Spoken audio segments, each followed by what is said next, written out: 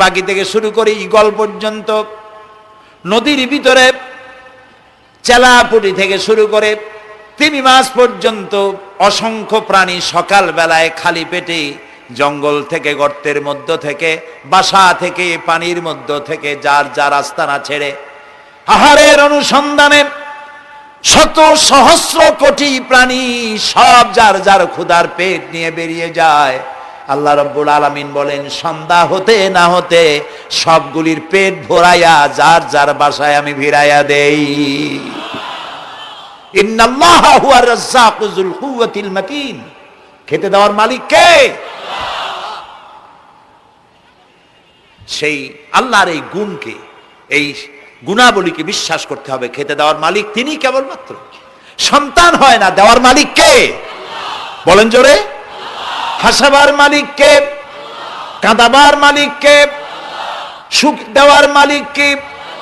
দুঃখ থেকে উদ্ধার করার মালিক কে? হায়াতের মালিক কে? মওতের মালিক কে? ফাআলুন লিমা ইউরিদ। যা খুশি তাই তিনি করতে পারেন। সুবহানাল্লাহ বলে। কোন? কাফ আর নুন, দুটি অক্ষর। যখন যা ইচ্ছে করেন হয়ে যায়। আল্লাহর এই গুণকে বিশ্বাস করলে মানুষ শিরক থেকে বাঁচতে পারবে। মাজার মুখী হবে না মুসলমান, মসজিদ মুখী হবে তখন। আজ আমার মুসলমান একদিকে নামাজও পড়ে আর একদিকে মাজারে কাছে গিয়ে দুর্বল হয়ে যায়। আছে না? আছে কি না? মাজারগুলির কাছে গিয়ে সাহায্য কামনা করে।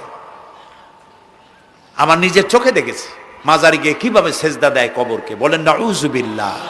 আল্লাহ ছাড়া কাউকে রুকু সেজদা করা যায় না। যা চাবার আল্লাহর কাছে চাইতে হবে। ওয়াইজা সাআলতা ফাসআলিল্লাহ ওয়াইজা ইসতাআনতা ফাসতাইন বিল্লাহ। যা কিছু চাওয়ার আল্লাহর কাছে চাও, যা কিছু বলার আল্লাহকে বলো। সব কিছু করার মালিক তিনি। সুবহানাল্লাহ বলেন। এই জন্য মাজারের সাথে মুসলমানদের সম্পর্ক হবে না, মুসলমানদের সম্পর্ক হবে মসজিদের সাথে। কিসের সাথে? বলেন জোরে। আপনি কোন অসুবিধায় পড়েছেন, মাজলুম হয়েছেন, অত্যাচারিত হয়েছেন, চাকরির সমস্যা হয়েছে, ঘরে খাবার নাই, অসুখ বিসুখ হয়েছে, নানান ধরনের সমস্যায় পড়েছেন, কোনো মাজার নয়, কোনো পীর নয়, মসজিদের ভিতরে চলে যান, উজু করে মসজিদে ঢুকে 2 রাকাত কাজায়ে হাজাতের নামাজ পড়েন। রাসূলুল্লাহর উপরে যখনই বিপদ হতো তিনি নামাজে দাঁড়ায় যেতেন। সুবহানাল্লাহ বলো। আপনি কেন যাবেন একটা কবরের কাছে? আপনার সাহায্য কামনার জন্য কোনো পীর নয়, আপনার সাহায্যের জন্য কোনো কবর নয়। সাহায্য পাওয়ার জন্য কে? আল্লাহ চান আপনার ঈমানটা খালেস হোক। আল্লাহ তাআলা এটা বরদাস্ত করতে পারেন না যে মানুষ কারো কাছে গিয়া আরেকজনের কাছে গিয়ে নথি স্বীকার করুক। আল্লাহ সহ্য করেন না। ইন্না শিরকা লাযুলমুন আযীম। শিরক হচ্ছে মস্ত বড় জুলম, অত্যাচার। আল্লাহ সব থেকে অপছন্দ করেন কোন গুনাহ? বলেন শিরক। আল্লাহ সহ্যই করেন না। কেন করেন না? একটা যুক্তিতে আসে। যারা বিবাহ করেছেন তাদের স্ত্রী যদি স্বামীর সাথে যে ধরনের হাসি খুশি প্রেমের আদান প্রদান করে, স্বামী ছাড়া যদি আরেকজন পুরুষের সাথে এরকমের ভাব বিনিময় করে, ফোনে কথা বলে, প্রেম করে, খুব সুন্দর করে ভালোবাসা দিয়ে যদি চিঠি লেখে অন্য পুরুষের কাছে, অথবা প্রেম নিবেদন করে, তাহলে স্বামীদের অবস্থা কেমন হবে বলেন? এইটার জবাব দিতেও যদি দেরি হয় তো খুবই কুলক্ষণ। হ্যাঁ, ভয়ানক হবে, ভয়ানক হয়ে যাবে। নিজের চরিত্র যতই যা হোক, বউর চরিত্র ভালো চাই। আচ্ছা বলেন তো, স্ত্রী আপনার সঙ্গে যেভাবে প্রেমের হাসি হাসে, প্রেম নিবেদন করে, ওই রকম আরেকটা পুরুষের কাছে সাথে করলে আপনার সহ্য হয় না কেন? আপনি স্ত্রীর উপরে আপনার অধিকারটা কতখানি, কি জন্যে? আপনার স্ত্রীর যে হাসি, যে মিষ্টি হাসি, যা আপনার প্রাণ কেড়ে নেয়, ওই হাসিতে আপনার কোনো অবদান আছে? বলেন। তার যে টানা টানা চোখ, সুন্দর ভ্রু, মাথায় অনেক লম্বা চুল, শরীরটা সুন্দর, যৌবন, রূপ, এর ভেতরে আপনার কোনো অবদান আছে? হ্যাঁ আছে, একটু তো আছেই। আপনি যে যে মুখ দিয়ে বউটা হাসে, সেই ঠোঁটে একটু লিপস্টিক লাগাইছেন। যে চোখের জন্য আপনি পাগল, সেই চোখে একটু কাজল লাগাইছেন। শরীরটাকে পেঁচাবার জন্য সুন্দর একটা শাড়ি কিনে দিছেন। একটা শাড়ি দিয়ে, একটু লিপস্টিক কিনে দিয়ে, চুলের একটা ক্লিপ কিনে দিয়ে, একটা ভালো শাড়ি কিনে দিয়া স্ত্রীর উপরে যদি এত অধিকার আছে যে কোনদিন মৃত্যু পর্যন্ত কোন প্রেমের হাসি, ভালোবাসার আদান প্রদান আপনি ছাড়া আর কারো সাথে করতে পারবে না, এইটা যদি আপনার অধিকার এভাবে প্রতিষ্ঠিত হয়, তাহলে এই হাসি যিনি দিলেন, এই দাঁত, এই সুন্দর চোখ, এই রূপ, এই যৌবন যে আল্লাহ তাআলা দিলেন, তার সামনে কোনো পীর অথবা কবরের সামনে যদি হাত পাতে আল্লাহ বরদাস্ত করেন না। কথা কি বুঝে আসছে? কথা বুঝে আসছে? আলহামদুলিল্লাহ বলেন। আলহামদুলিল্লাহ। বুঝলেই আমাদের কষ্ট সার্থক। আলহামদুলিল্লাহ বলি। আমরা যেন আল্লাহরে চিনতে পারি, বুঝতে পারি। আমার বিশ্বাস করুন, কোরআন আমার সামনে, আল্লাহর কসম, কোন জীবিত পীর, কোন মৃত্যু পীর আমার ভাগ্যের ভালো বা মন্দ করার কোন অধিকার রাখে না, রাখে না, রাখে না। কোন পীর ফু দিয়ে আমার ভাগ্যকে ভালো বানাই দিতে পারবে না, পারবে না, এবং আমার একটা চুলও বাঁকাও করতে পারবে না। খাইরিহি ওয়া শাররিহি মিনাল্লাহ তাআলা। আমার ভালো, আমার মন্দ করার একমাত্র মালিক কে? আল্লাহ। এক আঙ্গুল আকাশের দিকে উঁচু করে চিৎকার দিয়ে বলুন, কে? আবার বলেন, আবার বলেন, আবার বলুন। হাত নামান। আল্লাহ কবুল করুন, বলেন আমিন। আমার এই বক্তব্য দিয়ে আমি কোন পীরকে অমর্যাদা করছি না। পীর সাহেবদের কাছে পীর কোন শরীয়তের শব্দ নয়। কোরআন এবং হাদিসে কোথাও পীর বলে কোনো শব্দ নাই। এটি ফার্সি শব্দ। এই শব্দের অর্থ হলো বৃদ্ধ। তো পীর যদি বৃদ্ধ হয় ভালো কথা, তিনি যদি আলেম হন আরো ভালো কথা। কিন্তু বাপ পীর ছিল, উনিও সেই সুবাদে পীর। ইলেম নাই তো, না নিজের কাছেই তো টর্চ নাই, আপনাকে অন্ধকারে উনিও ম্যানহোলের মধ্যে পড়বে, আপনারে নিয়ে পড়বে।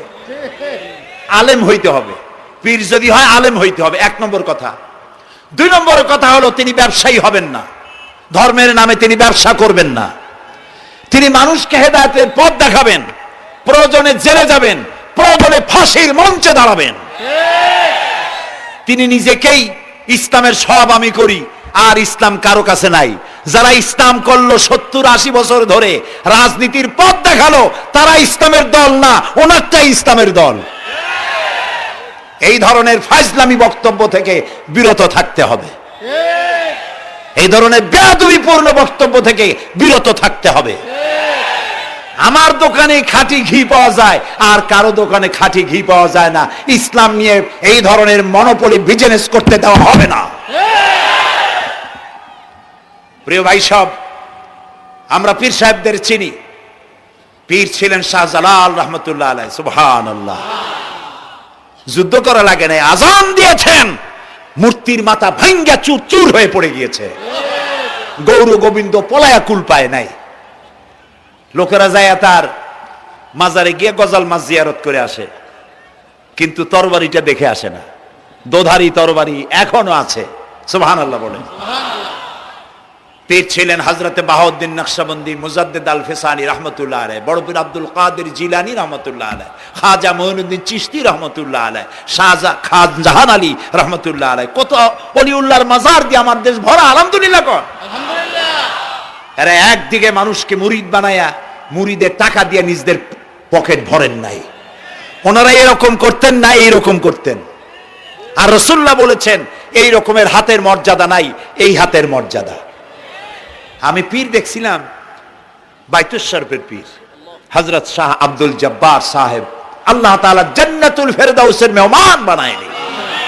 এই বাংলাদেশে শত শত মসজিদ, মাদ্রাসার এতিমখানা তৈরি করে গেছেন। সুবহানাল্লাহ।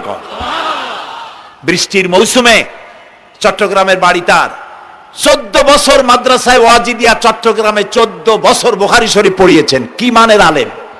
খালি পীর না, মুরিদরা যত টাকা দিত এই টাকা দিয়ে বড় বড় মাদ্রাসা মসজিদ করেছেন। আর বৃষ্টির সময় সাথী সঙ্গী নিয়ে বস্তি এলাকায় যেতেন, পলিথিন দিয়া ছাওয়া, বাচ্চা আর তার স্বামী নিয়ে কাতরায় এক কোনায় বসে আছে, খাবার নাই, চাউল নাই, অসুস্থ, তাদের চাউল দিয়ে আসতেন, তাদের রান্না করার শাকসবজি দিয়ে আসতেন, ওষুধ দিয়ে আসতেন, হাড়ি পাতিল দিয়ে আসতেন।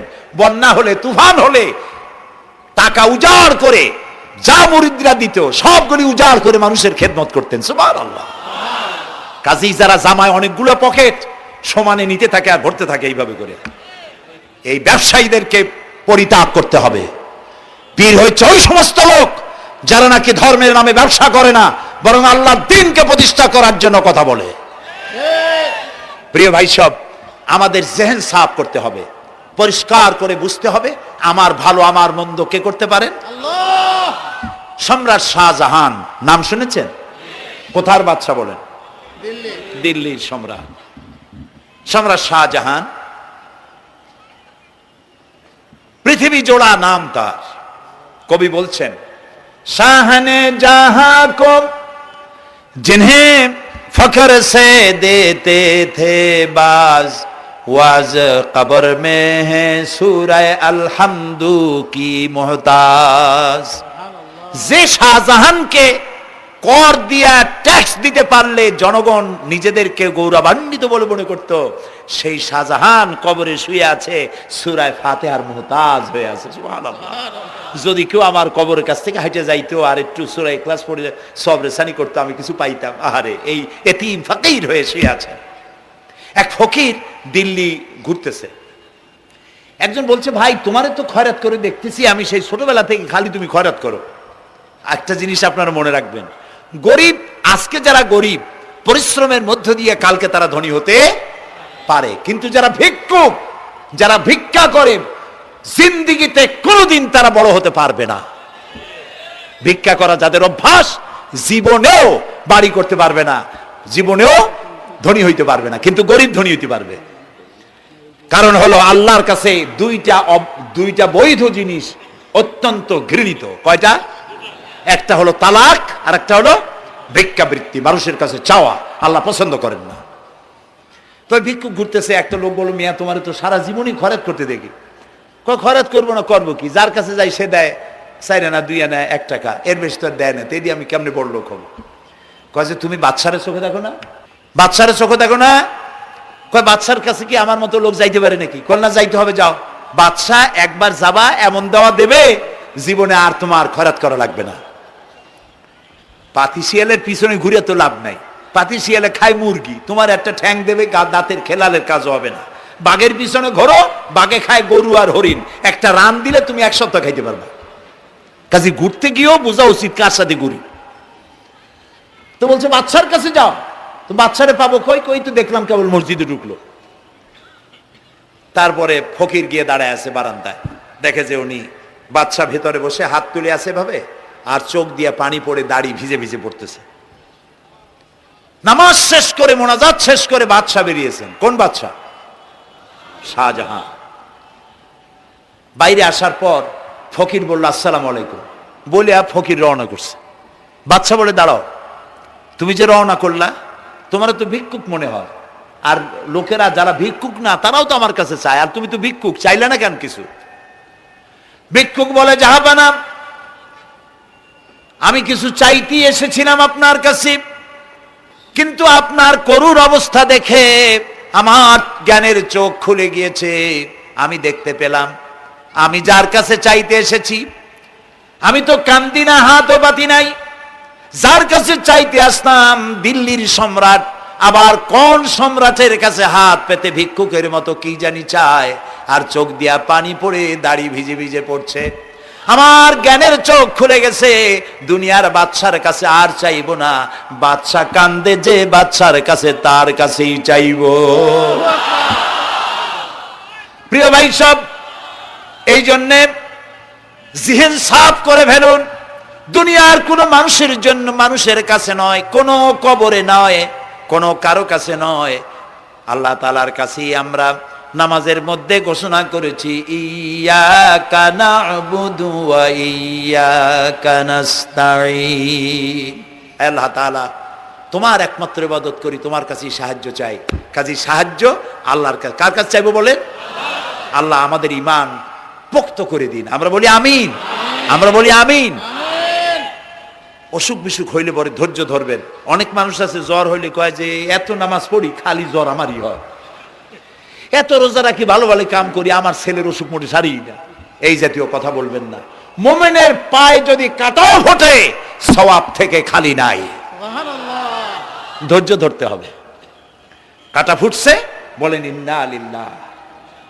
আজাবান লিল মুমিন, মুমিনের জন্য বড়ই আশ্চর্য ব্যাপার, বিপদ হইলেও শুকর আদায় করে আর সুখে থাকলেও শুকর আদায় করে। সুবহানাল্লাহ বিহামদি। বিপদ আসলে সে বলে ইন্না লিল্লাহি, বলেন ইন্না লিল্লাহি ওয়া ইন্না ইলাইহি রাজিউন। আর যখন শান্তি আসে বলে আলহামদুলিল্লাহ। দুই অবস্থায় তার জন্য নিয়ামত আল্লাহর তরফ থেকে সে পায়, আলহামদুলিল্লাহ। প্রিয় ভাই সব, তো আল্লাহর উপর ঈমান আনার জন্য কয়টা শর্ত বলছিলাম? এই যে প্যাচ লেগে গেছে, কয় যে তিনটা। আল্লাহর উপর ঈমান আনার জন্য শর্ত কয়টা? চারটা। চারটার বলছি কয়টা? দুইটা। আরেকটা হচ্ছে আল্লাহর কুদরত, এ বিশ্বাস করা। আল্লাহর কুদরত মানে শক্তি। আল্লাহর কিছু বিশ্বাস করবেন বলেন জোরে? শক্তি। আকাশ এবং জমিনে শক্তিশালী কে? কিন্তু আমার দেশের জনগণ, কিছু কিছু রাজনীতিবিদরা বলে জনগণই নাকি সকল ক্ষমতার, সকল শক্তির উৎস। কি পাগল! তুমি ক্ষমতার উৎস? নাকের মধ্যে ময়লা, দাঁতে ছাতা, পেটের মধ্যে দুর্গন্ধ ভরা, ক্ষমতার উৎস। আশ্চর্য কথা।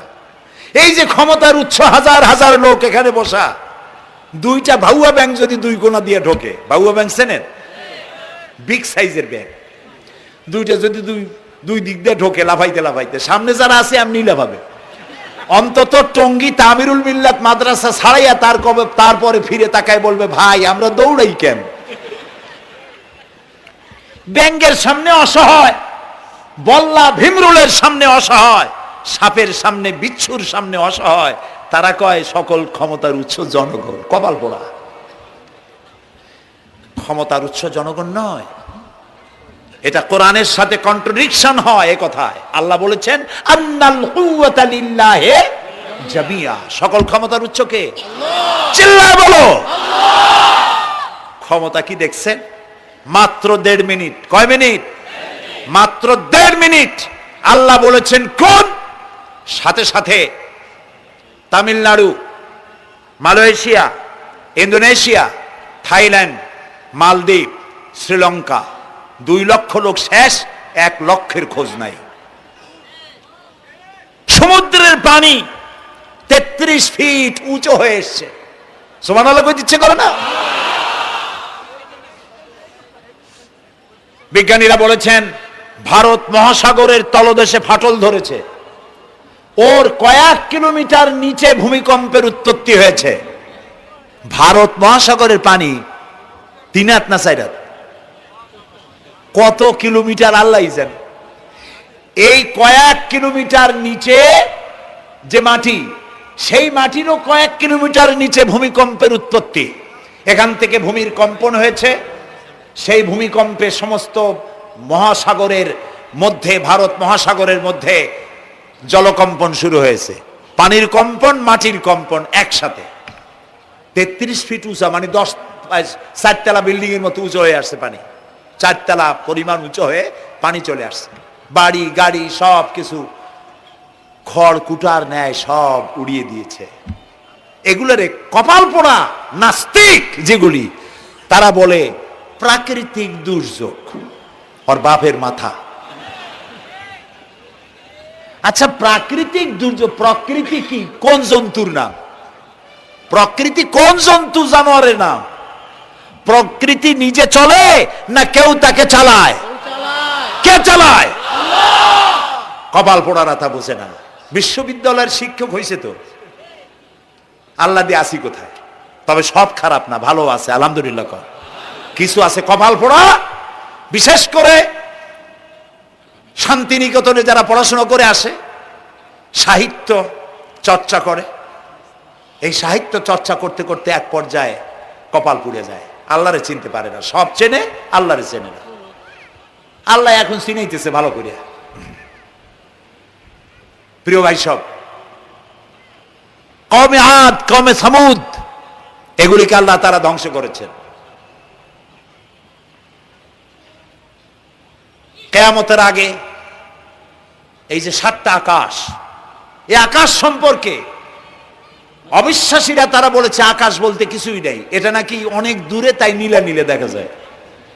কি কপাল পোড়া চিন্তা করেন, নীলা নীলা দেখা যায়।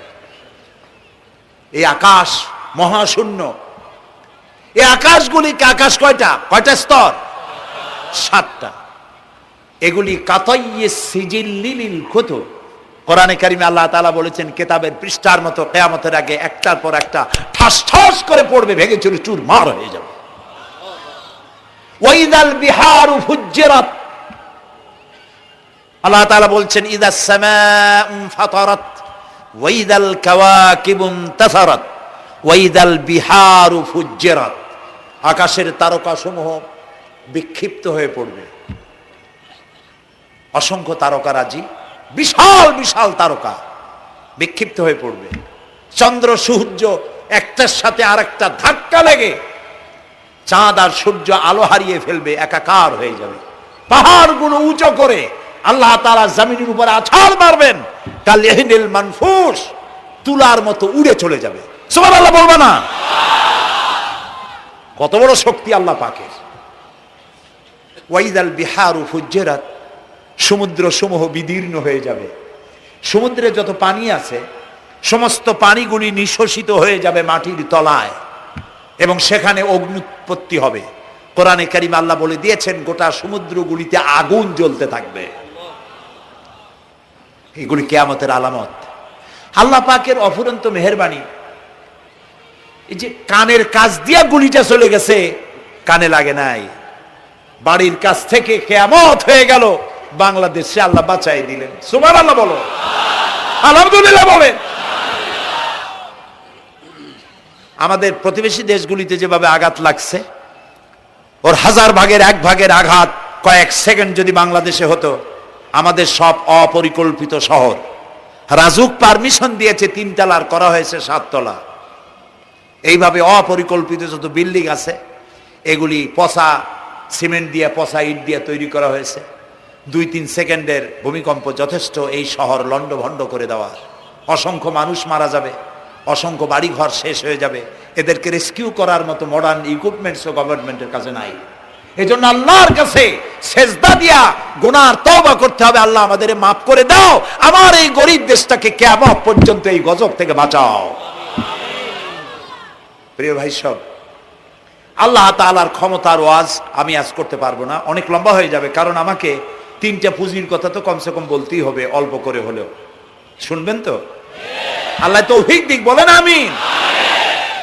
তো আল্লাহ তাআলার ক্ষমতায় বিশ্বাস করা, তার প্রচন্ড ক্ষমতা, যা খুশি তাই বলেন করতে পারেন। মরাকে জিন্দাকে মারতে পারেন, মরুভূমিতে ফুল ফুটাতে পারেন। সুবহানাল্লাহ, যা খুশি তাই করতে পারেন। এই শক্তি সহকারে আল্লাহকে বিশ্বাস করতে হবে। 4র্থ নম্বরে আল্লাহর হুকুম এবং হাকাম, আদেশ নিষেধ। আমি আল্লাহরে বিশ্বাস করি, এই কথার কোনো দাম নাই যদি তার আদেশ না মানি। এই কথার কোনো দাম নাই যদি তার নিষেধকে আমি আমার জীবনে প্রত্যাহার না করে চলতে পারি। মুসলমান বলে দাবি করার কোনো মূল্য নাই। একদিকে নামাজ পড়ি, আর একদিকে ওজনে কম দেয়, খাদ্যে ভেজাল দেয়, বেপরদা করি, মিথ্যা কথা বলা হয়, ওজনে কম দেয়, খাদ্যে ভেজাল দেয়, জমিনের আইল ঠালে আমানতের খেয়ানত করে। আল্লাহর হুকুম মানা হলো না, রসুলের আদেশ মানা হলো না। আল্লাহর উপর ঈমান আনার জন্য 4র্থ শর্ত হচ্ছে আল্লাহ যা বলেছেন মাথা নত করে মেনে নিতে হবে, বলতে হবে সামি'না ওয়া আতা'না। বলেন সামি'না ওয়া আতা'না, শুনলাম আর মেনে নিলাম। বলেন তো জোরে, শুনলাম আর মেনে নিলাম। সুবহানাল্লাহ বলেন। মুমিনেরা এই প্রশ্নই করবে না মদ হারাম কেন, মুমিনেরা এই প্রশ্নই করবে না জুয়া হারাম কেন। মোমেনারা এই প্রশ্নই করবে না জেনা হারাম কেন, একটাই জবাব, মদ হারাম কেন, আল্লাহ হারাম করেছেন তাই হারাম। জেনা হারাম কেন, আমার আল্লাহ হারাম করেছেন তাই হারাম। জুয়া হারাম কেন, আমার আল্লাহ হারাম করেছেন তাই হারাম। কোন যুক্তি নাই। যুক্তির আল্লাহর নিষিদ্ধ জিনিসে যুক্তি তালাশ করে কেবলমাত্র শয়তান। আল্লাহর আদেশ নিষেধে যুক্তি তালাশ করে কে? শয়তান। মুমিনের কাজ হলো সামি'না, বলেন, ওয়া আতা'না, শুনলাম আর মানলাম, বাস, শেষ কথা, খালাস। এই গেল, চারটি শর্ত পুরো হয়ে গেল। এই চারটি শর্ত যদি পূরণ করতে পারি তাহলে আল্লাহরে বিশ্বাস করছি এটা প্রমাণিত হবে, এটা জাস্টিফাই হবে, এটা সত্যতা প্রমাণ হবে যদি আল্লাহর হুকুম মতো। এক নম্বরে হলো, আমি আবার কথাটা প্যাকেট করে দিই যাতে করে আপনারা বাড়ি নিয়ে যাইতে পারেন। আল্লাহর উপরে ঈমান এনেছি, এই কথাটাকে কমপ্লিট করার জন্য শর্ত কয়টা? চারটা। এক নম্বরে আল্লাহর অস্তিত্বে বিশ্বাস, বলেন আল্লাহর অস্তিত্বে বিশ্বাস। দুই নম্বরে আল্লাহর গুণাবলীতে বিশ্বাস। তিন নম্বরে আল্লাহর ক্ষমতায় বিশ্বাস। চার নম্বরে আল্লাহর আদেশ এবং নিষেধে বিশ্বাস, মান্য করে চলা। আল্লাহ যেন এই তৌফিক আমাদের দেয়, বলেন আমিন।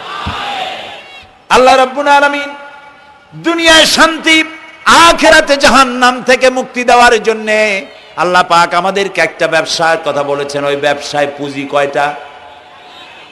বলেন। তিনটা পুঁজি। বলছি কয়টা? দেখেন যে কেমনি প্যাঁচ লাগে। বলছি মাত্র একটা, সে একটা ডাল বার করছি চারটা। এবার আসেন মূল পয়েন্টে। এবার দ্বিতীয় পয়েন্ট, রসুলের প্রতি ঈমান। আমরা তো রসুলের প্রতি ঈমান আনছি কিনা বলেন? রসুলের প্রতি ঈমান এনেছি। আমাদের এই ঈমান যথেষ্ট নয়, কারণ আমাদের ঈমান হলো রবিউল আউয়াল মাসে ঈমান তাজা হয়, ঠিক না? ঠিক না? রবিউল আউয়াল মাস যখন আসি, ব্যানারটা নাই, শামিয়ানাটা নাই, রাস্তাগুলিতে ফ্ল্যাগ লাগাই আর আলোকসজ্জা করি। মন্ত্রীরা আসেন, নেতারা আসেন, সিরাতুন নবী মাহফিলে দাঁড়ায় বলেন নবীর আদর্শ অনুসরণ করা ছাড়া উপায় নাই। অথচ ওনার পা থেকে শুরু করে মাথা পর্যন্ত নবীর আদর্শ নাই। আবার এই নেতা রামকৃষ্ণ মিশনে, রামকৃষ্ণ পরমহংসদেব তার মঞ্চে গিয়ে বলেন রামকৃষ্ণের নীতির ছাড়া বিকল্প কিছুই নেই। আবার গৌতম বুদ্ধের জন্মবার্ষিকী উদযাপনের জন্য সেখানে গিয়ে বলেন গৌতম বুদ্ধের অহিংস নীতি অনুসরণ করা ছাড়া জাতির যোগীনাথ হওয়ার আর কোনো পথ নাই। যেখানে যায় সেই জায়গার বুলি ধরে। রবিউল আউয়াল মাস আসতে বলে আলোকসজ্জা করে, ইয়া নবী সালামু আলাইকা, ইয়া রাসূল সালামু আলাইকা। এরপরে গরম গরম জিলাপি রাসূলুল্লাহকে বুঝায় দেওয়া হলো, হে রাসূল আপনি তাকিয়ে দেখেন কত মহব্বত আপনারে করি। আপনার মহব্বতের জন্য আমাদের শহরের কোনো মিষ্টির দোকানে আর মিষ্টি নাই, সব আমরা খাইয়া শেষ করছি। এই হলো মহব্বত। এই মহব্বতে এই ঈমানে কাজ হবে না। এই ঈমানে বলেন কাজ হবে না। কোন ঈমানে কাজ হবে? রাসূলের প্রতি ঈমানের অর্থ কি? এর অর্থ হচ্ছে নবী করিম সাল্লাল্লাহু আলাইহি ওয়াসাল্লাম আমাদের রাসূল, আমাদের নেতা। আমাদের রাসূল আমাদের নেতা, আমরা তার উম্মত, তার অনুসারী। অনুসারীর কাজ কি? নেতার পূর্ণাঙ্গ অনুসরণ করণ। রাসূলুল্লাহর আনুগত্য করতে হবে, এটা কে বলেছেন? আল্লাহ রাব্বুল আলামিন সূরা আলে ইমরানের মধ্যে বলেছেন কুল ইন কুনতুম তুহিব্বুনাল্লাহা ফাত্তাবিউনি ইউহিব্বুকুমুল্লাহ ওয়া ইয়াগফির লাকুম যুনুবাকুম আল্লাহু গফুরুর রহিম। হে নবী আপনি বলুন, তোমরা যদি আল্লাহকে ভালোবাসো তাহলে তোমার কাজ হচ্ছে, তোমরা যদি আল্লাহকে ভালোবাসো তাহলে তোমরা আমার আনুগত্য করো, আমার অনুসরণ করো। কার? রাসূলের। বলেন কার? রাসূলের অনুসরণ যদি তোমরা করো, খেয়াল করে শুনতেছেন তো? আল্লাহ তাআলা বলছেন নবী আপনি বলেন তোমরা যদি আল্লাহকে ভালোবাসো, তোমাদের এই দাবি যদি সত্য হয় তাহলে আমার অনুসরণ করো, আমার আনুগত্য করো। আমার অনুসরণ, আমার আনুগত্য করলে পরে তোমাদেরকে আল্লাহ রব্বুল আলামিন ভালোবাসবেন এবং তোমাদের তামাম জিন্দেগির সমস্ত গুনাহ খাতা আল্লাহ তাআলা মাফ করে দিবে। আমরা কি গুনাহ মাফ করাইতে চাই? বলেন চাই? আসুন রাসূলের আনুগত্য করুন। রাসূলের আনুগত্য কিরকম? রাসূল যেভাবে মোস কাটছে আমরা সেইভাবে মোস কাটবো, তিনি দাড়ি যেভাবে রাখছেন আমরা সেইভাবে রাখবো, তিনি চুল কাটছেন যেভাবে সেইভাবে করব, তিনি পায়ের নখ হাতের নখ যেভাবে কাটছেন সেইভাবে করব, তিনি যেভাবে বিবাহ করেছেন সেই সুন্নত অনুযায়ী বিবাহ, তিনি যেভাবে দেশ চালাইছেন সেইভাবে দেশ চালাবো। রাসূলের অনুসরণের অর্থ শুধু এই নয় যে তিনি যেভাবে সুরমা লাগাইছেন আমি ওইরকম সুরমা দেব, তিনি যেভাবে কদু খাইছে আমিও কদু খাবো, এটা নয়। এটা নয়, শুধু রাসূলের আনুগত্য হবে মুরগির ফার্ম থেকে শুরু করে জাতিসংঘ পর্যন্ত, জীবনের সব ক্ষেত্রে। আর বিশ্বাস করতে হবে তিনি শেষ নবী, তারপরে আর কোন নবী আসবে না। আল্লাহ রাব্বুল আলামিন সূরা আহজাবের মধ্যে বলেছেন, মা কানা মুহাম্মাদুন আবা আহাদিম মির রিজালিকুম ওয়ালাকির রাসূলুল্লাহি ওয়া খাতামান নাবিয়্যিন। মুহাম্মদ সাল্লাল্লাহু আলাইহি ওয়াসাল্লাম তোমাদের কোন পুরুষদের পিতা নন, তিনি আল্লাহর রাসূল এবং তাকে দিয়ে নবুয়তের মিশনকে খতম করে দেওয়া, কমপ্লিট করে দেওয়া হয়েছে। আর কোন নবী, রাসূলুল্লাহ বলেছেন লা নাবিয়্যা বাদি ওয়ালা রাসূল, আমার পরে আর কোন নবী আসবে না, রাসূল আসবে না। কথা বুঝে আসছে? আল্লাহর নবীর পরে আর কোন নবী হবে না। আল্লাহর নবী বলেছেন একটি ইমারত তৈরি করে তার ভিতরে একটা ইট যদি খালি থাকে, একটি ইটের জায়গা যদি শূন্য থাকে, তাহলে সকলের চোখে ধরা পড়বে।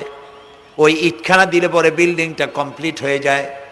নবুয়তির যে ইমারত আল্লাহ তৈরি করেছিলেন ওর ভিতরে একটা ইটের অভাব ছিল, আল্লাহ পাক আমাকে দিয়ে সেই শূন্য জায়গা পূরণ করে দিয়ে নবুয়তের মিশনকে কমপ্লিট করে দিয়েছেন। রাসূলুল্লাহ বলেছে আমার পরে আর কেউ নবী হবে না। পৃথিবীর সব মুসলমানদের আকীদা মুহাম্মদ সাল্লাল্লাহু আলাইহি ওয়াসাল্লামের পরে যদি কেউ নবুয়তের দাবি করে সে কাফির, হাজার বার কাফির। তারা যারা তাকে যারা নবী মানবে তারাও। রাসূলুল্লাহ বলেছেন আমার পরে 30 জন মিথ্যেবাদী নবুয়তের দাবি করবে। তার মধ্যে একজন তো দাবি করছে রাসূলের জীবদ্দশায়, একটা ছিল মেয়ে লোক আর একটা ছিল পুরুষ। পুরুষটার নাম ছিল মুসাইলামা কাযযাব, নামই ছিল কাযযাব। কাযযাব মানে মিথ্যাবাদী। দেখছেন অবস্থা, নামই মিথ্যাবাদী। উম্মতেরা কইল যে আপনি তো একজন নবী, আমরা সৌভাগ্য আর দুর্ভাগ্য হোক আপনারা নবী বলে মানলাম। মুহাম্মদ সাল্লাল্লাহু আলাইহি ওয়াসাল্লামের কাছে প্রায় জিবরাইল আসে আর ওহী আনে, আর আপনি আমাদের কোনো ওহী দিতে পারলেন না পর্যন্ত। কয় যে কেবল না নবী হইলাম, অপেক্ষা করো, ওহী আসবেন। বেশ কিছুদিন যাওয়ার পর খুব চিন্তা ভাবনা করে কয় যে ওহী একটা আসছে। উম্মতেরা সব দৌড়ে আসছে, কি ওহী? কয় যে এইমাত্র শেষ রাত্রে জিবরাইল আসছিল, আইসে আমারে কয়ে গেল একটা সূরা নাজিল করলো। সূরাটা কি? ইন্না আতাইনাকাল আকাক ফাসাল্লি লিরাব্বিকা ওয়াজআক ইন্না শানিয়াকা হুয়াল আবলাক। উম্মতেরা কয় সর্বনাশ, এই সূরা পড়তে গেলে তো আমরা কাইসা মরে যাব। এর অর্থ তো খুব বিকায়দা। কি কি সূরা নাজিল হলো আপনার উপরে? ইন্না আতাইনাকাল আকাক মানে আমি তোমাকে হুতুম পেশা দান করেছি, সুতরাং তুমি তোমার প্রভুর উদ্দেশ্যে নামাজ পড়ো আর চিৎকার মারো, কারণ তোমার শত্রুরা সাদা এবং কালো বর্ণের। আমরা তো আগামাথা কিছু বুঝলাম না, কি ওই? আচ্ছা ঠিক আছে, পয়গম্বর মুহাম্মদ সাল্লাল্লাহু আলাইহি সাল্লামকে তার উম্মতেরা নিয়ে যায় তাদের বাগানে, মাঝে মধ্যে নিয়ে যায়। নিলে পরে যে কুয়ায় পানি থাকে না, শূন্য কুয়া পানিতে ভরে যায়। যে গাছতলা দিয়ে তিনি হেঁটে যান, যে খেজুর গাছে খেজুর নাই সেই গাছতলা দিয়ে রাসূল হেঁটে গেলেন, গাছে ফল ধরে যায়। আপনি তো এরকম কিছু দেখাইতে পারেন না। তোমরা তো আমার নেও না, চলো না যাই। নিয়ে গেছে, যাইয়া দেখে যে কুয়ার পাড় দিয়ে যায়, যে কুয়ায় পানি থাকে তা থাকে না, শুকায় যায়। যে গাছ তলায় দিয়ে যায় ওই গাছে খোরমা থাকলে সাথে সাথে খরু ঝরে যায়। উম্মতের কয় কি একটা কপাল পড়া নবী পাইলাম বাগে।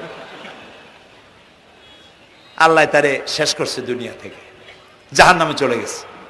সেই মহিলাটাও গেছে, সেও গেছে। রাসূলুল্লাহ বলেছেন এইরকম 30 জন মিথ্যাবাদী নবুয়তের দাবি করবে কিয়ামতের আগ পর্যন্ত। গোলাম আহমদ কাদিয়ানী, এ হলো ইতিহাসে আমরা যদ্দ পাই তার পর্যন্ত 28 জন হয়েছে। মুহাম্মদ সাল্লাল্লাহু আলাইহি সাল্লামের ইন্তেকালের পর ওকে নিয়ে হয়েছে 28 জন। কয়জন হইল? বাকি আছে কয়জন? তাই বলে কিয়ামত যে এই 2 জন হইলি আগামী বছর বা 5-6 বছরের মধ্যে কিয়ামত হবে ওইটা চিন্তা করেন না। এই পৃথিবীতে একটা লোক আল্লাহ শব্দ উচ্চারণ করার যদি থাকে কিয়ামত সে পর্যন্ত হবে না। সুবহানাল্লাহ। সুতরাং বহুত দেরি আছে কিয়ামতে। তবে ওর মতো আরো শয়তান 2 জন আসবে। গোলাম আহমদ কাদিয়ানী বলল, আমি পয়গম্বর, আমি নবী, আমার উপরে ওহী আসে। তো তার সঙ্গে ওই যুগের বড় আলেম মাওলানা আতাউল্লাহ শাহ বুখারী রহমতুল্লাহ আলাইহি, তিনি বললেন, আচ্ছা তুমি যে নবুয়তের দাবি করো এই শক্তি তুমি পাও কই? কয় যে আমার শক্তি তো কোরআন, কোরআনের মধ্যেই আছে আমার কথা। কোথায়?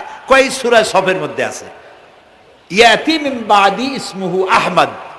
ঈসা আলাইহিস সালাম আমার ব্যাপারে ফোরকাস্ট করেছেন, ভবিষ্যৎবাণী দিয়েছেন যে আমার পরে একজন আসবে, তার নাম হবে আহমদ। আমি তো সেই আহমদ। মাওলানা বুখারী বলছেন, বেকুব, ঈসা আলাইহিস সালাম যার কথা বলেছেন তার নাম, ঈসা আলাইহিস সালাম যার কথা বলেছেন তার নাম হলো ফকাত আহমদ, আর তোমার নাম হলো গোলাম আহমদ। তাহলে এতে করে বোঝা যায় ঈসা আলাইহিস সালাম যার কথা বলেছেন তুমি সেই আহমদের গোলাম, তো তুমি নবুয়তের দাবি করো কেন? গোলাম আহমদ কয় যে হুজুর, আমার নামের আগে গোলাম বৈশা একটু সমস্যা হয়েছে, ঠিক, তো গোলামটারে যদি বাদ দেই তাহলে তার আপনি আপত্তি করতে পারেন না আমি আহমদ থাকি আর আপনি আমার উম্মত হয়ে যান। আমি আমার কথা ঈসা আলাইহিস সালাম বলেছেন। মাওলানা বুখারী বলছেন, দেখো তোমার ফতোয়া অনুযায়ী তুমি বলছো নামের প্রথম অংশ বাদ দিয়া শেষের অংশ নিয়ে তোমার উপর ঈমান আনতে, তাহলে আমার নাম আতা আল্লাহ। তোমার ফতোয়া অনুযায়ী আমার নামের প্রথম অংশ বাদ দিলাম, আতা গেছে, থাকছে আল্লাহ। আর আল্লাহ হয়ে বলছি তোর মতো গাধারে আমি নবুয়ত দেই নেই। এরপর এই শয়তানের মউত হলো কোথায়? বলেন কোথায়? পায়খানার ভিতরে। এই কাদিয়ানীরা, গোলাম আহমদ কাদিয়ানী কাফের, ওরে যারা নবী বলে মানে তারাও কাফের। প্রিয় ভাই সব, পৃথিবীর 48টি মুসলিম দেশ কাদিয়ানীদেরকে নন মুসলিম মাইনরিটি হিসাবে ঘোষণা দিয়েছে রাষ্ট্রীয়ভাবে। সৌদি গভর্নমেন্ট আইন পাশ করেছে কিয়ামত পর্যন্ত কাদিয়ানীরা মক্কা মদিনায় প্রবেশ করতে পারবে না। বিগত 100 বছরের ভিতরে কোন কাদিয়ানী মক্কা মদিনায় ঢুকতে পারে নাই।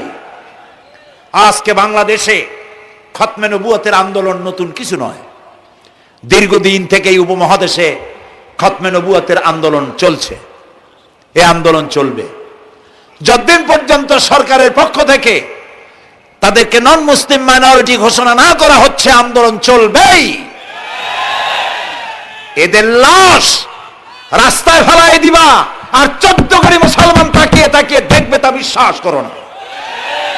খতমে নবুয়তের আন্দোলন যারা করেন, এই জাতির 14 কোটি মুসলমানের সমর্থন তাদের পেছনে রয়েছে। কাজী তাদের ব্যাপারে উচ্চবাচ্য কথা বলতে গিয়ে ব্যারিস্টার হন, আইনজীবী হন, যেই হন, খতমে নবুয়তের আন্দোলন যারা করে তাদের ব্যাপারে কথা বলতে গিয়ে মুখ সামনে কথা বলবেন। এদেশের মানুষ শহীদ হয়ে যাবে, কাদিয়ানীদেরকে বরদাস্ত করবে না। আমাদের দেশে হিন্দু, থামুন, আমাদের দেশে হিন্দু, খ্রিস্টান, বৌদ্ধ আমাদের দেশের নাগরিক অধিকার ভোগ করে না? আমাদের সমান নাগরিক অধিকার তারা ভোগ করে।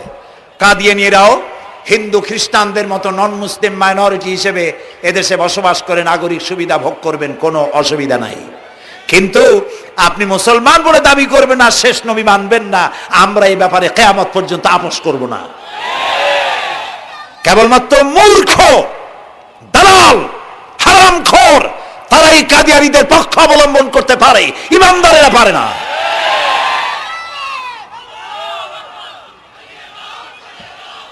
কাদিয়ানীরা যে সব মসজিদ তৈরি করে, এগুলি মসজিদ নয়, এগুলি উপাসনালয়। হিন্দুদের মন্দিরকে যেভাবে আমরা সম্মান করি, ওদের উপাসনালয়কে সম্মান করি। কিন্তু কাদিয়ানীরা যতদিন মুসলমান নামের পরিচয় দিতে থাকবেন, আমরা আমাদের অধিকার আদায়ের জন্য সুশৃঙ্খল ভাবে গণতান্ত্রিক পদ্ধতিতে আমরা এই অধিকার আদায়ের চেষ্টা করব। খতম নবুয়তের আন্দোলন কোনো রাজনৈতিক আন্দোলন নয়, এটি আমাদের ইমানের আন্দোলন। যারা আন্দোলন করতেছেন তারা আমাদের ফরজে কিফায়ার দায়িত্ব পালন করছেন। প্রিয় ভাই সব, রাসূলের প্রতি ঈমান আনতে হলে এরকম ঈমান আনতে হবে, তারপরে আর কোন নবী আসবে না। তারপরে কথা হলো তাকে অনুসরণ করতে হবে পায়ের নখকাটা থেকে শুরু করে মাথার চুল পর্যন্ত, জীবনের সব ক্ষেত্রে রাসূলের অনুসরণ করতে হবে। তিনি সেনাপতি ছিলেন, শ্রমিক ছিলেন, পিতা ছিলেন, নানা ছিলেন, স্বামী ছিলেন, ঠিক না? তিনি রাষ্ট্রপ্রধানও ছিলেন। আজকে যারা ধর্ম আর রাজনীতি আলাদা করেন তারা মুনাফিক, মুসলমান নয়, তারা কি? মুনাফিক। এই জন্য আমাদেরকে মনে রাখতে হবে নবী করিম সাল্লাল্লাহু আলাইহি ওয়াসাল্লাম রাষ্ট্র পরিচালনা করেছেন। যারা ধর্ম আর রাজনীতি আলাদা করেন তারা মুসলমান হিসাবে আল্লাহর কাছে পরিচিত হতে পারবেন না। প্রিয় ভাই সব, নবীজি মক্কা থেকে মদিনা এলেন, মদিনা এসে রাষ্ট্রপ্রধানের দায়িত্ব পালন করলেন। আজ তিনি রাষ্ট্রপ্রধান, কোরআন হলো সংবিধান, কোরআনের আইন চালু করে দিলেন। চুরি বন্ধ হলো, ডাকাতি বন্ধ হলো, জেনা ব্যভিচার বন্ধ হয়ে গেল, মানুষ দরজা খুলে ঘুমাবার সুযোগ পেল। সুবহানাল্লাহ, সুবহানাল্লাহ। নবী করিম সাল্লাল্লাহু আলাইহি ওয়াসাল্লাম একটি সুন্দর সুখী সমাজ পৃথিবীতে চালু করে গেলেন। আজ আমাদের ভাগ্য যদি খুলতে হয়, রাসূলের অনুসরণ করি আমাদেরকে রাষ্ট্র পরিচালনা করতে হবে। ইসলাম সন্ত্রাসকে প্রশ্রয় দেয় না, ঠিক না ভাই? আমাদেরকে যারা সন্ত্রাসী বলে, ওরাই তো সন্ত্রাসের দাদা, ওরা সন্ত্রাসের জন্মদাতা। আমাদেরকে সন্ত্রাসী বলো? আমি আমেরিকায় বক্তব্য করেছি, লন্ডনে বক্তব্য করেছি, আমি তাদেরকে বলছি তোমরা আমাদেরকে সন্ত্রাসী বলো, আমাদের দেশে যাইয়া দেখো, তোমাদের এখানে সমস্ত সুপার মার্কেটগুলি সব বন্ধ হয়ে যায় বেলা 4টায়, কোনো মার্কেট খোলা থাকে না। কেন খোলো না? তোমরা সিকিউরিটি দিতে পারবে না বলে খোলো না।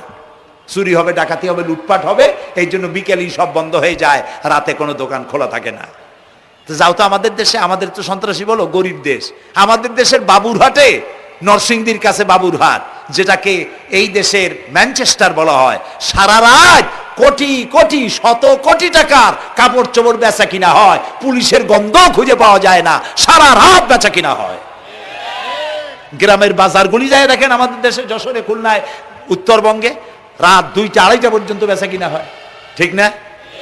এই যে আমাদের দেশে আল্লাহর মেহেরবানি, এবারে যে ঈদের সময় ঈদ আর পূজা একসাথে হইল, মুসলমান মেয়েরা, হিন্দু মেয়েরা সোনা দানা গলায় পরিয়া, হাতে পরিয়া, তারপরে বাজারঘাট ঈদের কেনাকাটা, পূজার কেনাকাটা করছে, কোনো অসুবিধা হয় নাই, ঠিক না?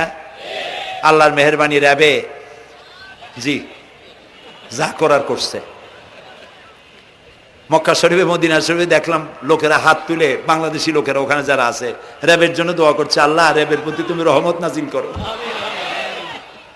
আল্লাহ রহম করুন, কোন আমি।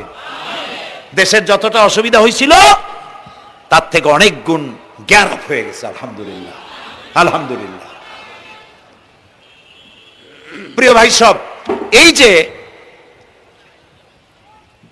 আল্লাহ রাব্বুল আলামিন মুসলমানদেরকে পৃথিবীর মধ্যে সব থেকে বেশি শান্তি প্রিয় করেছেন, কোন আলহামদুলিল্লাহ।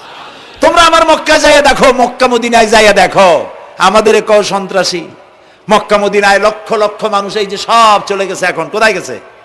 সারা পৃথিবী থেকে মানুষেরা এখন ছুটছে ছুটছে, পৌঁছে গেছে, আর পথে আছে, প্লেনে আছে, নদীতে আছে, গাড়িতে আছে। সুবহানাল্লাহ, লক্ষ লক্ষ মানুষ চলে গেছে, সবার একই ড্রেস, একই গন্তব্য, একই স্লোগান, লাব্বাইক আল্লাহুম্মা লাব্বাইক। সব মানুষ চলে গেল। আমি 96-তে যখন পার্লামেন্টে আসলাম, প্রথম পার্লামেন্টে এক বক্তৃতার ভেতরে আমি বলেছিলাম যে আমাদের দেশে নেতা নেত্রীরা উমরা করে, হজ করে, আচ্ছা আপনারা যাইয়া দেখেন কি, করেন কি, আনেন কি? যাইয়া একটু তোয়াব করিয়া আসার সময় আতর আর পাথর, সুরমার খুরমা পকেট ভরে নিয়ে আসেন, কিন্তু চোখে দেখেন না। আল্লাহ তাআলা বলছেন আওয়ালাম ইয়ারাউ আন্না জাআলনা হারামান আমিনান, তোমরা কি দেখতে পাও না আমার এই হারামকে আমি কিভাবে নিরাপত্তার শহর বানিয়েছি? সুবহানাল্লাহ। রাত 2:30-3টার সময় চাঁদের মতো সুন্দরী যুবতী মেয়ে একাকিনী কোনো পুরুষ সঙ্গী ছাড়া নিজের ডেরা নিজের তাবু ফেলে কাবা শরীফের ভিতরে এসে গেল। লক্ষ লক্ষ পুরুষের মধ্য দিয়ে আল্লাহর ঘর তওয়াফ করলো, তাহাজ্জুদের নামাজ আদায় করলো, এরপরে দোয়া দুরুদ করে কান্নাকাটি করে মেয়ে লোকটি একাকী লক্ষ লক্ষ মানুষের মধ্য দিয়ে নিজের ঘরে ফিরে গেল। কোন পুরুষের একবার তার চেহারার দিকে নজর পড়েছে তো দ্বিতীয়বার তার রূপ উপভোগ করার মতো সাহস কারো মনের মধ্যে জাগে না। হাজার বছরের ইতিহাস, মক্কা থেকে, মদিনা থেকে, আরাফাত থেকে, মুজদালিফা থেকে, মিনা থেকে একটা নারী লাঞ্ছিতা হয়েছে, ধর্ষিতা হয়েছে, অপমানিতা হয়েছে, এর ইতিহাস নয়। প্রিয় ভাই সব, প্রসঙ্গক্রমে এই টঙ্গী লক্ষ লক্ষ লোকেদের সমাবেশ হয়, আলহামদুলিল্লাহ বলে। হতেই পারে তাবলিগি জামাতের ভাইয়েরা এখানে উপস্থিত হন, সারা দেশ থেকে, বিভিন্ন দেশ থেকেও লোকজন আসে, এক জায়গায় বসে আল্লাহ বিল্লাহ করে, মোনাজাত করে। এটা মনে আসতো তাই বলতেছি। কেউ কেউ এটাকে খুব বাড়াবাড়ি করেন। সে বাড়াবাড়িটা হলো, কেউ কেউ বলেন আরাফাতের পরেই দ্বিতীয় এই সমাবেশ। এই বেয়াদবি শব্দটাকে উচ্চারণ করবেন না আল্লাহর হস্তে। কোথায় টঙ্গী, কোথায় আরাফাত, আর কোথায় টঙ্গী? কি এর সাথে আপনি কি মিলান? আপনি বলুন এখানে লক্ষ লক্ষ লোক হয়েছে, আমরাও দেখতে পাচ্ছি লক্ষ লক্ষ লোক হয়, কিন্তু আপনি কেন দ্বিতীয় সমাবেশ বলেন? কেন আপনি আরাফাতের ময়দানের পরে এই কথা বলেন? মহাগুনাহ, মহা বেয়াদবি। আরাফাতে যাওয়া ফরজ, টঙ্গীতে আসা নফল নয়। আপনি কিসের সাথে কি তুলনা করেন? জিন্দিগিতে এই চিন্তা করবেন না। কিছু কিছু লোক আছে গ্রামের মধ্যে, অবশ্য কোনো আলেম, কোনো মুরব্বীরা এইসব কথা বলেন না, মূর্খ যারা, তারা এই ধরনের কথা ছড়াইছে গ্রামে। 3 বার টঙ্গীতে আসতে পারলে 1 হজের সওয়াব হয়। বলেন নাউজুবিল্লাহ। শুধু 3 বার না, কিয়ামত পর্যন্ত লোকের এখানে আসতে থাকলে আরাফাতের ময়দানে 1 সেকেন্ডের যে সওয়াব হবে তাও হবে না। আরাফাত হচ্ছে সেই ময়দান যেখানে আদম আলাইহিস সালাম থেকে শুরু করে মুহাম্মদ রাসূলুল্লাহ সাল্লাল্লাহু আলাইহি সাল্লাম পর্যন্ত সব নবীদের চোখের পানি শুকিয়েছে। পৃথিবীর কোটি কোটি মানুষ এখানে কাঁদছে। আর আল্লাহ রাসূল বলেছেন আল হাজ্জুল মাবরুর লাইসা লাহুল জাযাউ ইল্লাল জান্নাহ। একটা কবুল হজের সওয়াব আল্লাহর কাছে বেহেশত দেওয়া ছাড়া আর কিছুই নেই। মান হাজ্জা লিল্লাহ ফালাম ইয়ারফুস ওয়ালাম ইয়াফসুক রাজাকা ইয়াউমিন ওয়ালাদাতহু উম্মুহু, রাওয়াহুল বুখারী। বুখারী শরীফের হাদিস। রাসূলুল্লাহ বলছেন আরাফাতের ময়দান থেকে হাজিরা যখন বেরিয়ে যায় সন্ধ্যায়, মা যেমন নিষ্পাপ সন্তান প্রসব করে, আরাফাত থেকে হাজিরা তেমন নিষ্পাপ হয়ে বেরিয়ে যায়। আল্লাহর হস্তে আপনারা এই তুলনাটা কেউ করবেন না। বলবেন অনেক বড় সমাবেশ হয়েছে, লক্ষ লক্ষ লোক হয়েছে, বাস শেষ। এটা দ্বিতীয় সমাবেশ, আরাফাতের পরে এটা দ্বিতীয় স্থান অবলম্বন করেছে, এইসব বাজে কথা আর একদিনও বলবেন না। মহা বেয়াদবি যদি কেউ বলে থাকেন আস্তাগফিরুল্লাহ পড়েন আস্তাগফিরুল্লাহ। আল্লাহ সবাইকে ক্ষমা করুন, বলুন আমিন। এখানে আসলে দোয়া কবুল হবেই, কোনো গ্যারান্টি নেই, কোনো গ্যারান্টি নাই। কিন্তু রাসূলুল্লাহ বলেছেন আরাফাতের ময়দানে দোয়া কবুল হয়। রাসূলুল্লাহ বলেছেন আল্লাহর ঘরের কাছে দাঁড়ায়া, মুলতাজিমে দাঁড়ায়া এমন কোন দোয়া করি নাই যে আল্লাহ কবুল করেন নাই। কাজে এই সব চিন্তা করবেন না। প্রিয় ভাই সব, রসুলের প্রতি ঈমান আনতে হলে রসুলের জীবনকে জানতে হবে। রসুলের জীবন আমরা অনেকেই জানি না। বাংলা ভাষায় বহুত বইপত্র বেরিয়েছে রসুলের জীবনী সংক্রান্ত, মেহেরবানি করে কিনবেন এবং পড়বেন। রসুলের প্রতি ঈমানের অর্থ হলো রসুলুল্লাহর পা থেকে শুরু করে মাথা পর্যন্ত সবটা আমল করা এবং তাকে মোহাব্বত করা। রসুলকে কি করবো আমরা?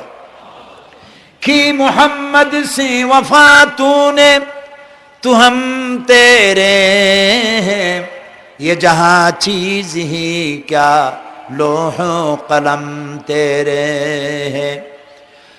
মুহাম্মদ সাল্লাল্লাহু আলাইহি সাল্লামের সঙ্গে যদি তুমি মহব্বতের কানেকশন জুড়িয়ে দিতে পারো, তার অনুসরণ আর অনুকরণ যদি করতে পারো, আকাশ আর জমিন তো দূরের কথা, লৌহ কলম পর্যন্ত আল্লাহ তোমার জন্য করে দেবে।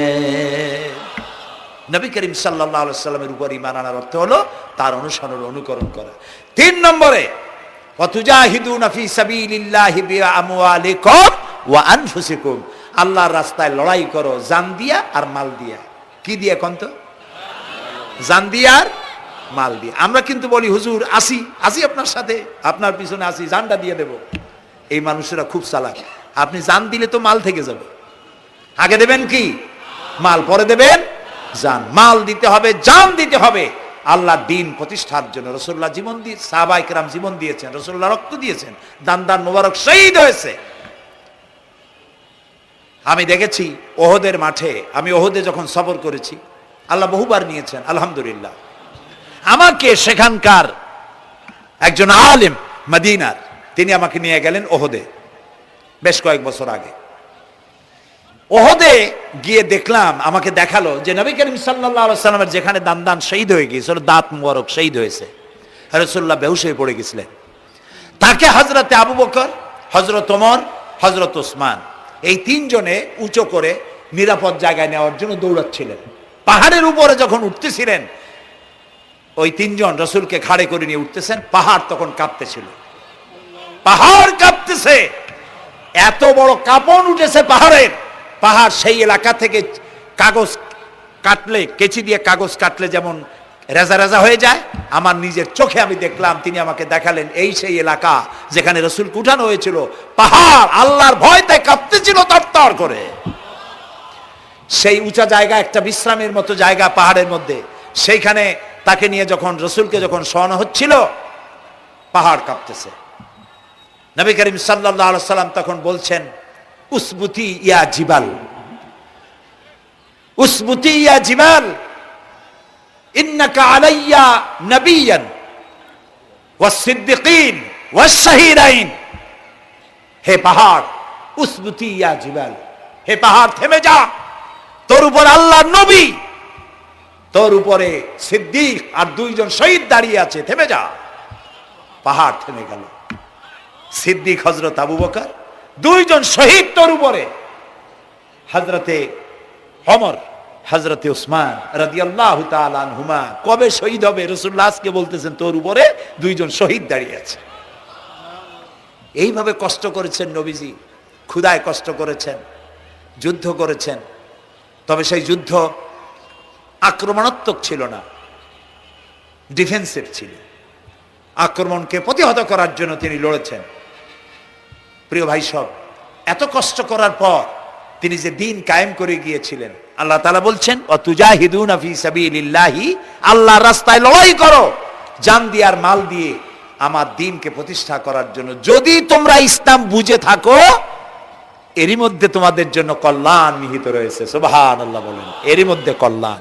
সুতরাং শুধু টুপি মাথায় দিয়ে নামাজ পড়লেই হবে না, নামাজও পড়তে হবে, আল্লাহর হুকুম হাকাম মানতে হবে, রোজাও রাখতে হবে, হজও করতে হবে, যাকাতও দিতে হবে, স্ত্রীকে পর্দায় রাখতে হবে, আমলে আখলাকে, সিরাতে সুরাতে, চলনে বলনে, ব্যবসায় বাণিজ্যে, বক্তৃতায়, রাজনীতি, অর্থনীতি, সমাজনীতি, সব জায়গায় আল্লাহ এবং রসুলের পূর্ণাঙ্গ আনুগত্য করার নামই হলো মুসলমান হয়ে যাওয়া। সুবহানাল্লাহ। এই মুসলমান হইতে পারবো আমরা? আল্লাহ যেন তৌফিক দেখেন, আমিন। সবাই বলেন আমিন।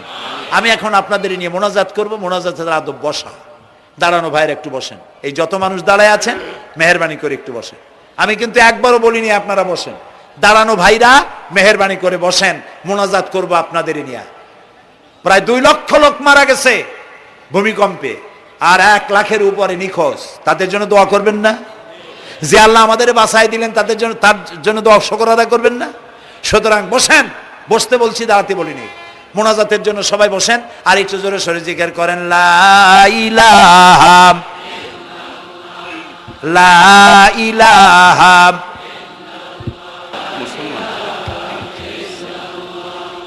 ঘামে শেষ হয়ে গেছে।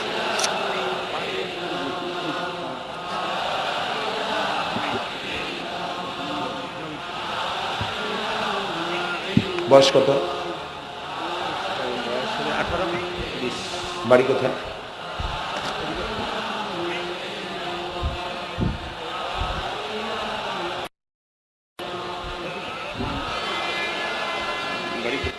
একটু জোরে। লা ইলাহা। এফিডেভিট করছো? বসো বসো।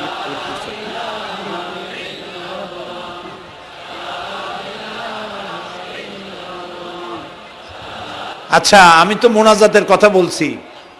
মোনাজাত থুয়ে যদি কেউ হাঁটে তো এটা একটা বড় বদকিসমতির ব্যাপার। এত মানুষ একসাথে আল্লাহর কাছে মোনাজাতের লোভ কিভাবে সামলান? কেমনে হাঁটেন? এক যুবক ইসলাম কবুল করার জন্য আসছে। টঙ্গিতেই থাকো।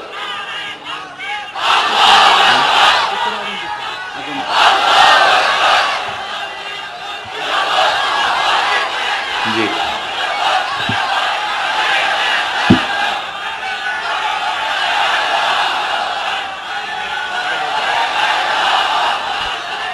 এই ছেলেটি বাড়ি হলো বগুড়ায়, থাকে উত্তরায়। এই ছেলের বাপের নাম শ্রী সুধীর চন্দ্র সরকার, আর তার নাম হলো চঞ্চল কুমার সরকার। বর্তমান নাম পছন্দ করেছে বশির উদ্দিন। বলো লা ইলাহা ইল্লাল্লাহু মুহাম্মাদুর রাসূলুল্লাহ। আল্লাহ ছাড়া কোনো ইলাহ নাই, মাবুদ নাই, উপাস্য নাই। মুহাম্মদ সাল্লাল্লাহু আলাইহি ওয়াসাল্লাম আল্লাহর প্রেরিত রাসূল।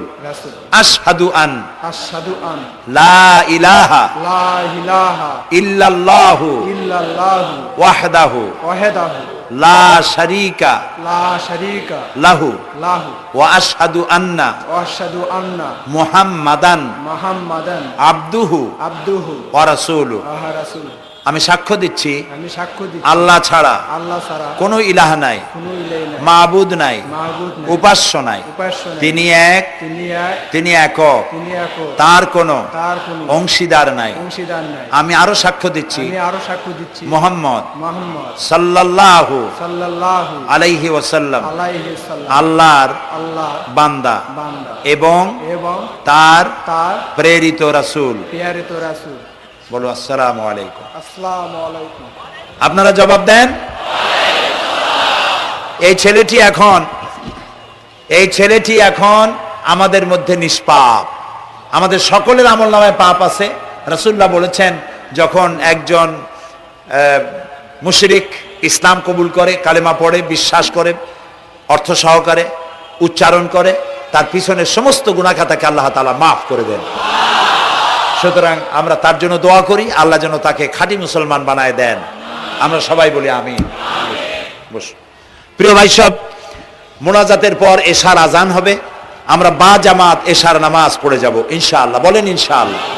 এত বড় জামাত আমরা কোথাও পাবো না, এবং জীবনে আরেকটা জামাত এরকম পাবো তার কোনো নিশ্চয়তাও নাই।